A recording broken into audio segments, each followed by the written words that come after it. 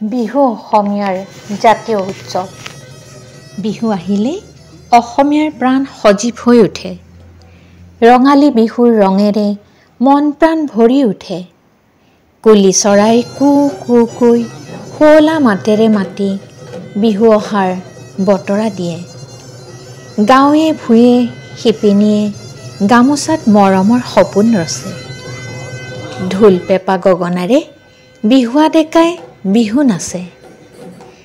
মুগাৰ ৰিহা মেখেলা, খোপাত কপৌ ফুল, হাতত গামখাৰু, ডিঙিত ঢোলবিৰি জোনবিৰি পিন্ধি হাতত টকা গগনা সুতলি লৈ পথাৰত ডেকা গাভৰুৱে মিলি বিহু নাচে।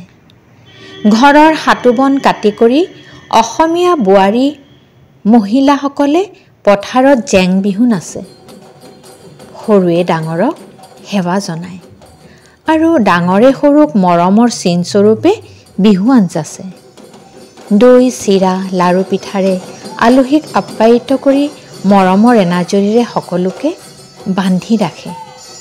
এয়াই অসমীয়াৰ অতীজৰ পৰা চলি অহা পৰম্পৰা। এয়াই আমাৰ সংস্কৃতি, যিয়ে আমাক একোগৰাকী অসমীয়া বুলি বিশ্বৰ দৰবাৰত চিনাকি কৰাই গৌৰৱবোধ কৰাৰ সুযোগ দিয়ে। কবি মিত্ৰদেৱ মহন্তৰ বিহু আদৰণি কবিতাটি আবৃত্তি কৰিবলৈ ওলাইছোঁ।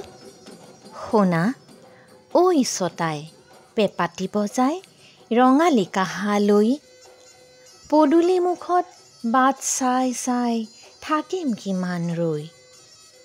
আনিলোঁ জেতুকা আনিলোঁ থেৰেজো, আনিলোঁ বৰহম থুৰি, মাখিয়তী পাতে তৰাৰ পঘাৰে আওলা পেলালোঁ জুৰি। আনিলোঁ হালধি থেকেৰা বেঙেনা, সাজিলোঁ বাঁহত ছাট, ঢোল টকা পেঁপা সুগৰ কৰিলোঁ, সাৰিলোঁ চোতাল বাট। আয়ে কাটিলে শালৰ গামোচা, আঁচুৰ ভমকা ফুল, বায়ে আনি থলে খোপালৈ বুলি ৰচংগা কপৌৰ ফুল। বহল পাতেৰে নাহৰৰ ডালি পিতাই আনিলে গৈ, খুৰীয়ে পাতিলে মজিয়াত খোলা তিল গুৰ দিহাকৈ। আইতাই মচি থাপনাৰ আগ থৈছে সিন্দুৰী কৈ, নৰবা ছটাই কাপৌ কৰিছোঁ আহা ৰঙালীক লৈ। নৰবা ছটাই কাপৌ কৰিছোঁ আহা ৰঙালীক লৈ।